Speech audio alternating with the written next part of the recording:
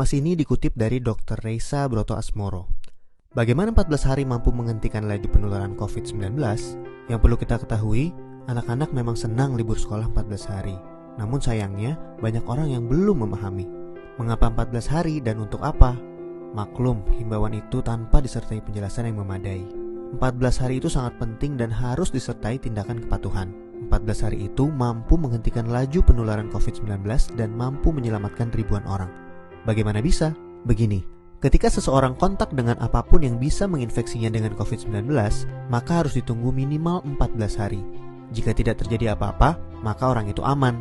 Nah, libur 14 hari itu untuk memotong rantai penularan, dan ini baru akan berhasil jika semua orang tetap tinggal di rumah masing-masing selama 14 hari itu.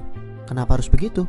Contoh, seorang anak mulai libur tanggal 16 Maret selama 14 hari. Dia akan masuk sekolah lagi pada hari ke-15. Ternyata anak ini dan keluarganya menggunakan waktu libur itu untuk jalan-jalan, mengunjungi kumpulan orang, ke tempat saudara, ke mall, dan lain-lain.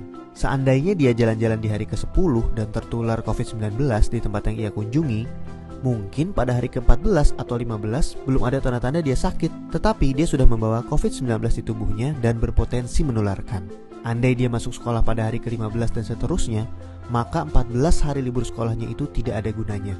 Penularan terjadi juga di sekolah, efek domino akan berlangsung dan rantai penularan tidak terputus. Untuk itu semua orang harus bekerja sama.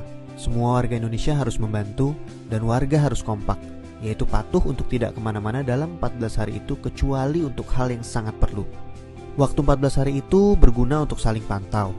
Jika ada orang yang menunjukkan gejala-gejala menderita serangan COVID-19, bisa segera ditangani dan hopefully penularannya hanya stop di dia, karena dia tidak kontak dengan orang lain dalam 14 hari itu. Jadi, mari kita mengisolasi diri untuk diri sendiri dan orang lain.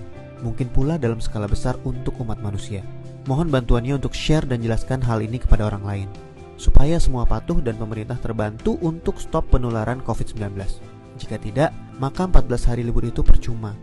14 tahun pun tak bisa stop penularan. Semoga kondisi dunia segera pulih. Dr. Reisa Broto Asmoro.